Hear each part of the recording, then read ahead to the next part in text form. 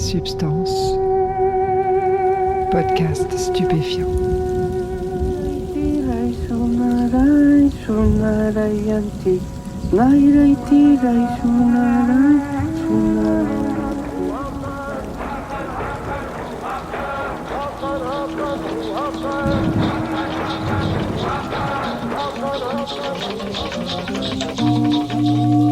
Bonjour à tous, bienvenue dans Substance, Bertrand, le sentier et le grand vagabond, épisode 1.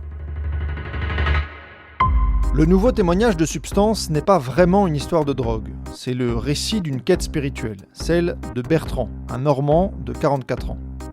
C'est un père de famille, il vit dans un petit village qui porte le joli nom de Champ-Secret, dans le département de l'Orne. Depuis sa jeunesse, Bertrand cherche un sens à sa vie, et il multiplie les tentatives dans des directions diverses pour trouver sa voie. Mais puisqu'on est dans Substance, vous vous doutez bien qu'une drogue va jouer un rôle important dans son parcours. Cette drogue, c'est l'iboga. On en a déjà parlé, et si vous avez écouté certains témoignages précédents, vous savez déjà que c'est une plante originaire d'Afrique équatoriale et qu'elle provoque des voyages intérieurs hors du commun qui marquent bien souvent la vie entière de ceux qui en consomment. Mais pour le moment, on n'a jamais entendu dans Substance un témoignage de quelqu'un qui en a pris au Gabon, dans son environnement naturel. C'est ce que Bertrand a fait. Et cette expérience a été une étape décisive dans sa longue quête du sens et du sacré. C'est ce qu'il va nous raconter au cours des 4 épisodes qui sont consacrés à son témoignage. Réglez le son, mettez-vous bien et écoutez, vous êtes dans Substance.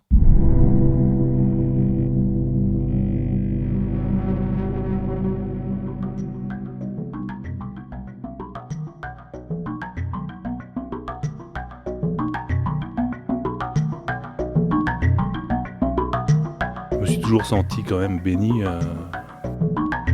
et beaucoup de chance dans cette enfance justement d'avoir eu des parents qui s'aimaient, d'avoir eu des sœurs avec qui je m'entendais bien et d'avoir grandi au bord de la mer.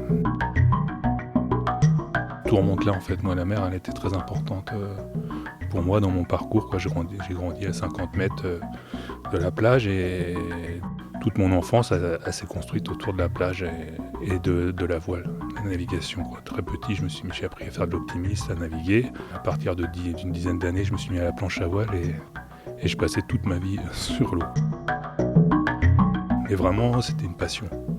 Une passion même assez violente, dans le sens où je vivais que pour ça. Il fallait du vent, des vagues. C'est un petit paradis pour moi. Le sport était là, l'activité, le soleil, la mer, les embruns. J'étais hyper privilégié en fait de grandir comme ça sur l'eau. Mon enfance, beaucoup, quand j'y repense, je vois la plage, je vois la mer, je vois l'amitié, et je vois un questionnement assez profond par contre qui m'est tombé dessus assez jeune de qu'est-ce que je fous là finalement quand même, qui je suis, où on va, d'où on vient, quelles sont les premières questions métaphysiques un petit peu. Je devais avoir 16 ans, la première fois que j'ai lu un livre sur le bouddhisme en fait, le livre tibétain de la vie et la mort de Sogyal Rinpoche. Je me rappelle bien, j'avais dû piquer ce bouquin à ma mère, qui devait le lire. Et la première fois en le lisant, je me suis dit, c'est fou, il y a des gens qui se posent les mêmes questions que moi en fait, mais depuis des milliers d'années. J'avais pas le vocabulaire de l'époque, de la méditation, des chakras, de tout ce truc que je découvrais en m'intéressant au bouddhisme, à l'hindouisme. Après, vers 18 ans, 18-20 ans, j'ai découvert un peu Sri Aurobindo à travers Sat Prem au début, et puis là, vraiment, l'hindouisme, j'ai découvert un autre versant aussi plus intellectuel de ça à travers Sri Aurobindo, mais qui m'a beaucoup plu. Voilà mon enfance, une sorte de processus, un petit peu de petite graine qui pousse, mais comme je disais, c'est vrai qu'il nous habite toujours quelque part, parce que quand je repense à ces années-là, c'était une sorte de jardin d'Éden. Il y a un côté, des fois, dans l'homme où on sent qu'on se mettre à la porte de ce truc-là, et puis qu'après, va falloir ramer pour reconstruire le sien et trouver où on va, Mais j'avais ces bases-là, donc c'est toujours bien d'avoir des bonnes racines, je pense. Pour ça, je disais que j'avais de la chance, que je me sens quand même béni de ça, d'avoir... Donc quand je me plonge dans mon passé, c'est bienveillant, c'est lumineux. Et longtemps, ça m'a habité comme une sorte de frustration, ça justement, d'avoir beaucoup reçu, mais de pas avoir de support pour donner, Donc c'est douloureux, ça. Moi j'avais ce rêve d'écrire un livre qui m'a pris très jeune, parce que j'aimais beaucoup lire aussi, donc Bon, voilà, mais je pensais que tout le monde avait envie d'écrire un livre un petit peu. Je me disais, bah, c'est normal, ça doit être super d'écrire un livre. Mais j'y arrivais pas, j'ai passé des années de feuilles blanches, mais frustré, quoi, à la fois d'accepter de pas forcément avoir les moyens de son ambition, quoi, que peut-être, non, c'était peut-être un rêve stérile, comme il y en a, ils veulent tous faire la nouvelle star, ou devenir chanteur, ou être célèbre. Bon, moi, c'était écrire un livre, mais j'y arrivais pas, donc il y a cette idée assez douloureuse de ne pas réussir à se laisser complètement traverser par le flux de la vie, de ne pas réussir à donner les fruits de ce qu'on a reçu. Mais tout ça, c'était une maturation finalement. C'est ce que j'ai compris après les années, puisque ce livre, j'ai fini par l'écrire, et il a changé ma vie. Quand le fruit est mûr, il tombe de l'arbre, quoi. C'est vraiment ce que j'ai compris après, c'est dans ce phénomène de maturation. On parlait de l'enfance, mais voilà, je pense que dans l'humain, il y a un côté physiologique de croissance finalement. Il n'y a pas que de la construction, quoi. Il y a aussi une croissance qui est là et qui, elle, s'exprime au rythme de la nature, des saisons. Ça prend des années, quoi.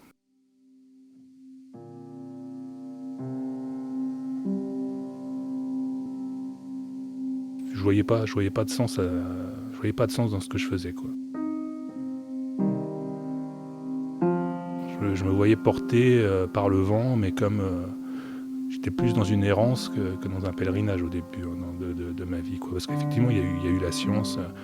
Voilà, moi, au début, je voulais être chercheur. Je voulais être chercheur au CNRS, les rêves de gosse, un peu jusqu'à me rendre compte que là, non, effectivement, j'avais pas le niveau pour ça, quoi. Donc, voilà, c'est comme chaque fois que tu as un rêve, il y a un deuil à faire, quoi, de ça. Donc, après, voilà, on parlait de l'enfance, toi, en marge de cette planche à voile et puis de cette navigation, il y avait le jeu vidéo, moi, que j'aimais bien, toi, comme on est une génération qui a été un peu éduquée par ça, donc je me suis dit à l'informatique, moi enfant, mon père m'avait ramené un Atari, un 520 ST, et j'adorais programmer là-dessus, quoi.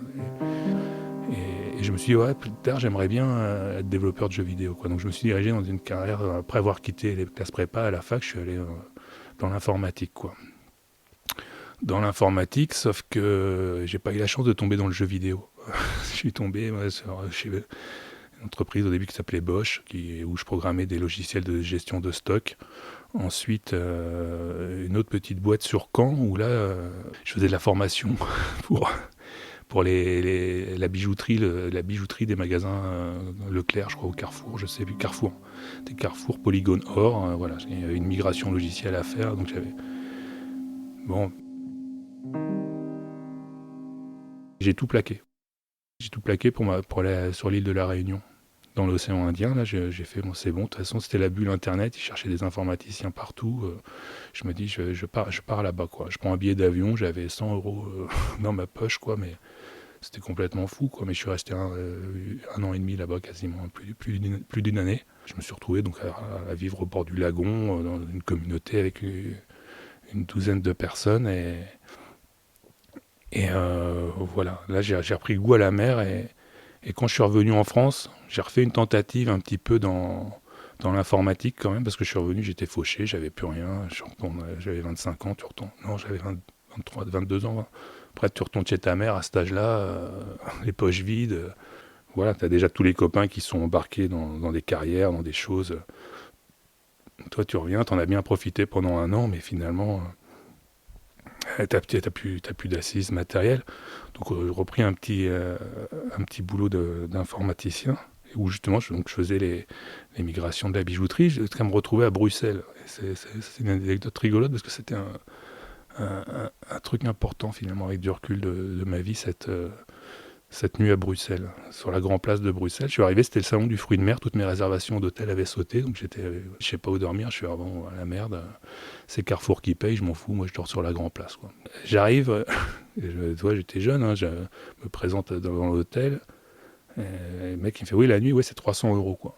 Je dis, ah ouais, non, quand même, c'est cher, hein. Mais moi j'avais la carte bancaire de Carrefour, je dis, bon, après tout, prenez-la. Le mec il fait, non, vous êtes sûr que vous avez les moyens? Je dis, mais si, vous prenez la carte, elle va être validée, donc... Mec, ok, bon, bah c'est bon, allez dormir. Et là, je monte, c'était au 3e, 4e étage, un petit escalier, et je me retrouve dans une chambre de bonne, quoi, vraiment 9 mètres carrés. Je suis, bah dis donc, quand même, 300 balles pour ça, ça va que c'est pas moi qui paye, quoi. J'ai fait un rêve dans cette chambre-là qui m'a bouleversé, quoi, et que je m'en rappelle encore aujourd'hui, quoi.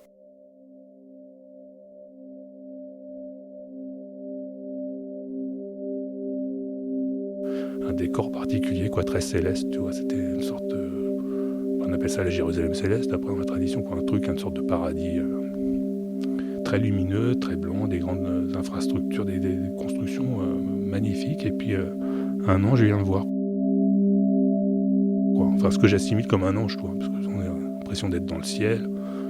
Donc forcément, quand on reconstruit avec le vocabulaire, enfin, j'en sais rien, c'était un ange, mais il me semble que ça ressemblait à la définition de l'ange, quoi. Et il me dit, j'ai un message pour toi. Je fais, ah super, parce que toi, j'étais un petit peu paumé. Moi, j'étais dans l'informatique, toi, j'aimais pas ça. Je me disais, qu'est-ce que je vais faire de ma vie, quoi, toi. Le temps passe, tu sais toujours pas, y a pas de passion là-dedans.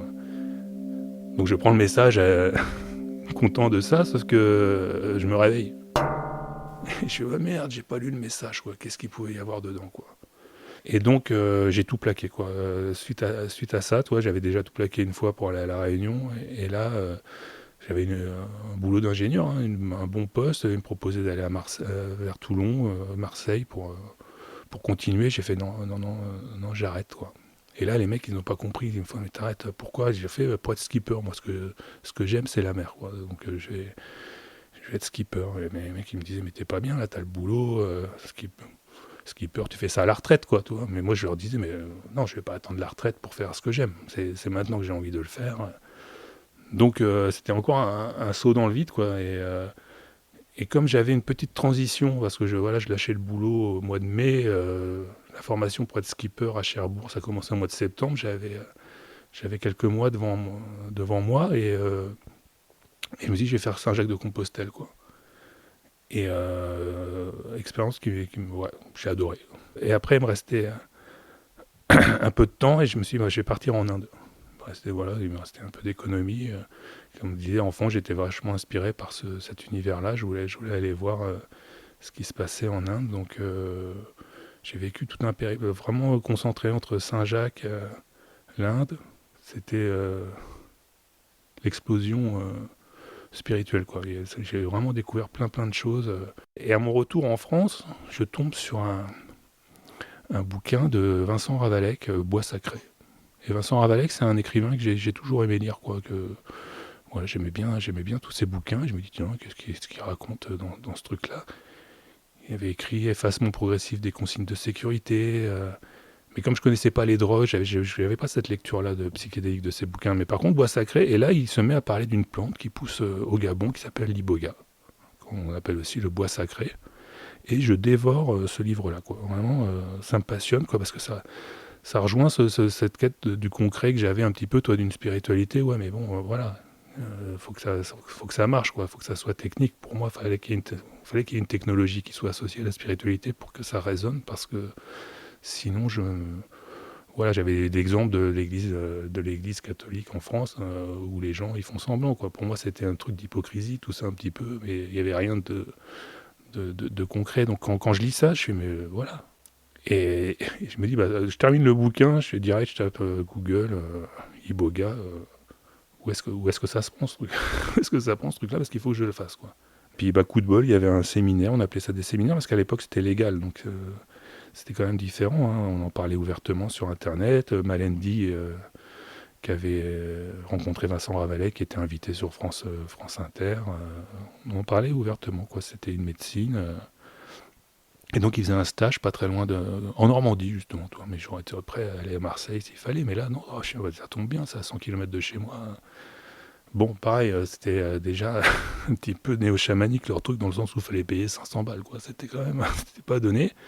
Mais je voulais tellement voir ce que c'était, ce truc-là, que je me rappelle, j'ai vidé mon compte en banque, hein, pareil, hein, j'ai tout donné, quoi. Et j'y suis allé à poil, la fleur au fusil, quoi. Voilà. J'y vais parce que pour moi, c'est vraiment important de voir si c'est du lard ou du cochon, cette histoire, quoi. S'il y a quelque chose à creuser, parce que ça me...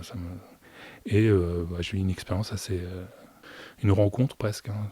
Je pourrais en parler comme d'une rencontre où ma vie, il y a eu un avant, un après, quoi.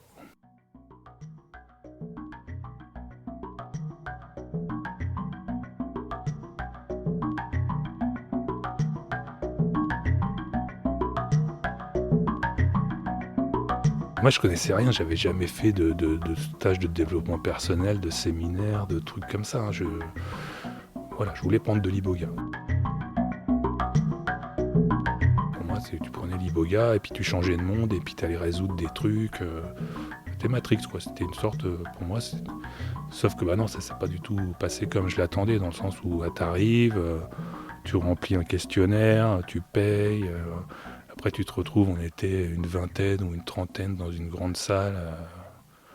Je me reconnaissais pas dans ce truc-là, quoi, tu vois. Et puis Malendi qui arrive, le chaman, enfin on dit praticien pour le Bwiti, avec une peau de léopard, qui se met à danser avec des torches, tu vois, un petit côté spectacle, quoi, qui me... Bon, j'étais pas forcément là-dedans, quoi, tu vois, ça collait pas à mes codes, mais et puis aucun mode d'emploi, quoi. Le Bwiti, c'est la tradition qui se raccroche à l'iboga, quoi. C'est une philosophie mystico-spirituelle, comme le bouddhisme un petit peu, dans le sens où c'est ancré dans la pratique. Bon, il y a quasiment autant de Bwiti qu'il y a de villages au Gabon. En France, il n'y avait rien d'écrit là-dessus, il n'y avait que le bouquin de Ravalek. Sur les forums, tu tapais Trip Report d'Iboga, ou il y en avait un ou deux à l'époque. Moi, j'étais allé voir quand même, pour me faire une idée de ce que c'était. Donc je savais que ça pouvait faire vomir, je savais deux, trois trucs, mais rien. Et Malendi, le chaman, il vient, il te dit rien. Déjà, on est une trentaine, tu vois, il va pas expliquer à chaque personne ce que c'est. Donc moi, je pensais prendre, comme dans Matrix, une pilule rouge, quoi, toi, et puis que j'allais décoller, quoi, que j'allais changer de dimension, ou j'allais dans un truc de science-fiction, alors que pas du tout, quoi. Je prends ça... C'était la première nuit, non, il se passe rien, quoi. Moi, ma seule question, c'était de savoir, il faut garder les yeux ouverts ou il faut fermer les yeux, quoi. Parce que je me disais, mais si je change, ça passe à travers ce que je vois vraiment, ou c'est une image mentale que tu te construis. Donc bon, je vomis ici une fois, toi, parce que c'est... Mais rien. Et il y avait une deuxième nuit à faire. Et cette deuxième nuit, pareil... toujours pas d'informations sur comment ça se passe. Moi, j'ai gardé les yeux grands ouverts. Après, on est face à un miroir. Je me dis, non, je vais pas cligner des yeux, mais avec du recul, je vois comment j'ai œuvré pendant ces 2 nuits-là. Parce qu'après, forcément, je connais bien le sujet, donc j'ai vu beaucoup de gens prendre de l'iboga. J'ai passé beaucoup de temps dans ce milieu-là. Je me dis, j'ai bien œuvré, quoi, parce que je suis vraiment resté assis 2 nuits en tailleur, le dos droit, fixer le miroir sans déconner, parce qu'en plus j'avais mis tous mes sous là-dedans, donc c'était en plus, je voulais pas, je me disais putain, si en plus il y avait ce truc-là qui me pesait, je me disais t'as tout cramé là-dedans, t'y arrives pas, t'es nul, enfin après tout ce truc, des fois ces jugements qu'on peut se faire à soi, toxiques, quoi, et à l'extrême, il est particulier ce Trip Report, parce que je peux dire il s'est pas passé grand-chose, sauf à la dernière seconde. Mais quand je dis dernière seconde, il m'est arrivé un truc de fou, encore aujourd'hui, quand j'y repense. Je dis au dernier moment, parce que d'un coup, devant moi, apparaît une petite fille, quoi, mais vraiment, et là, que pour le coup, comme je te vois, quoi, que vraiment, là, je me dis, mais il y a quelqu'un qui est là, quoi. Et elle s'approche vers moi, et en se marchant, elle tourne autour, elle marche autour, là, et elle avait comme un scotch au bout du doigt, et au début, qui collait tout ce qui était autour d'elle. Donc voilà, elle touche la table, et puis il y a de la poussière qui se met sur son doigt, la poussière colle des plus grosses poussières. Et c'est qu'à la fois c'est réel, et en même temps on est dans un rêve, quoi, parce que la situation ne peut pas arriver, parce que ce qui lui collait au doigt devenait de plus en plus massif, quoi, au point que ça devenait... gros comme la Terre, enfin un truc énorme qui était là, et elle n'en pouvait plus, et là elle prend une bombe nucléaire, quoi, une bombe atomique, et elle dit je vais tout faire péter, quoi. Et moi là je me revois, alors je voyais ça, et en même temps j'étais quand même lucide, parce que je me suis levé dans la salle, donc je me dis les voisins ils ont dû dire qu'est-ce qu'il fout, quoi. Et je saute, je plonge, j'attrape la bombe qu'elle allait faire exploser, je la mets dans mon sac. J'avais mon sac, mais je me revois, hop, je la mets dedans, je serre je serre la sangle, et là, Malendi se lève, coup de sifflet, c'est fini, quoi. Mais vraiment, la seconde près, quoi, je termine On retrouve ça, hein, des fois quand on fait des rêves et puis que la sonnerie du réveil s'inscrit dans le rêve qu'on est en train de faire finalement. Mais là, j'étais bouleversé parce que voilà, je me dis, ah si, il s'est passé quelque chose là. Et après, je sors dehors et là, un festival psychédélique pour le coup, quoi, où toute la nature autour de moi est transformée, où je vois le merveilleux partout, la création, le ciel qui se déchire, les anges qui descendent, et un énorme dragon qui passe devant moi, mais ultra réaliste, en HD, quoi. Donc là, d'un coup, je prenais conscience que le cerveau était capable de fabriquer des images que j'avais pas appris ça, quoi. Pour moi, il y avait les images qu'on voyait avec les yeux, mais là, d'un coup, une texture 4K, on va dire, HDR, ultra lumineuse, les yeux fermés, quoi. Je fais, mais comment le cerveau peut fabriquer? Alors bien sûr, j'avais fait un songe avant, j'avais raconté cette histoire du songe, on fait des rêves, donc on sait que le cerveau, même les yeux fermés, fabrique des images. Mais là, c'était féerique, quoi, vraiment. Et après, voilà, je rentre un petit peu dans qu'est-ce que c'est le monde de l'iboga, quoi, au niveau du questionnement psychanalytique, presque un petit peu de la plante qui va creuser au niveau de tes ancêtres, et je revois toute la création du monde, un petit peu l'impression que ça me donne, quoi, vraiment de l'australopithèque jusqu'à l'homme moderne, avec toutes ces lignées qui nous habitent un petit peu.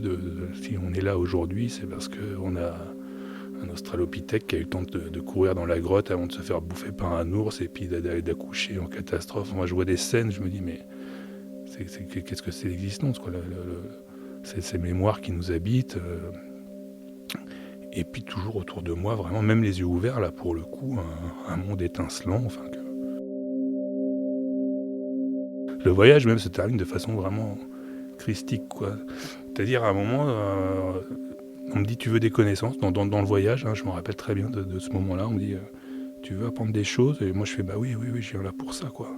Et là, mon crâne, je me retourne et je vois tout mon crâne arrière qui s'ouvre comme ça, comme une trappe, quoi, vraiment, qui s'ouvre et ouvert sur le cosmos, quoi. Donc d'un coup, je vois toutes les galaxies et puis on t'es sûr de faire de l'information. Je fais, ouais. Et là, comme dans Matrix, quoi, quand ils veulent des armes. Là, c'était, tu veux de la connaissance. Des étalages entiers de bouquins qui se rangent dans ma tête. Je fais, wow, ok, c'est bon à prendre, je sais pas, en tout cas la vision était très forte, quoi. Et après, donc je sors dehors et là je tombe les bras en croix sur le sol, à fixer le ciel.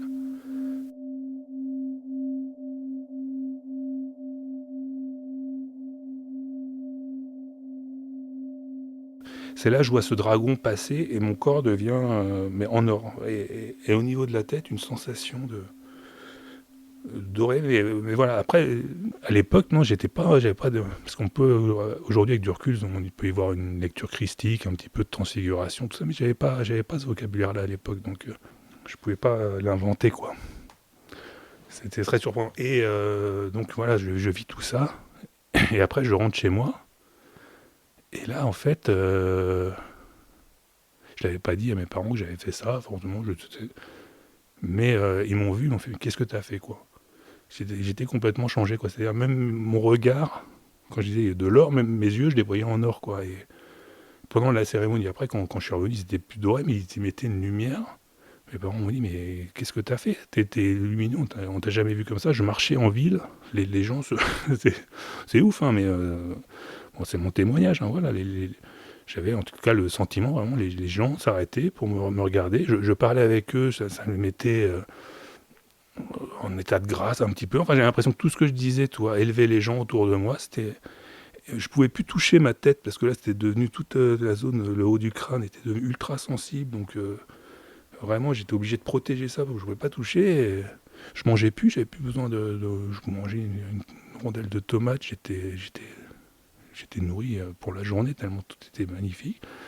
Donc une sorte d'état de grâce qui a duré comme ça une semaine, qui a fait que j'ai même dû dire à mes parents que voilà, j'avais pris ça parce qu'ils me connaissaient pas. Et puis je me suis senti une renaissance, quoi, vraiment une profonde renaissance, quoi.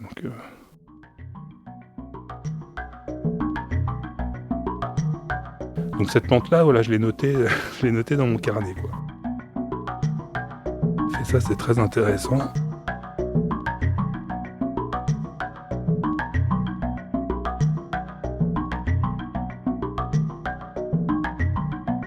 Cette première rencontre spectaculaire avec l'iboga ne sera que le début de la relation que Bertrand va nouer avec la plante. Dans le prochain épisode, il nous racontera comment et pourquoi il a accueilli de nombreuses personnes chez lui dans une petite maison normande pour qu'à leur tour, elles tentent l'expérience.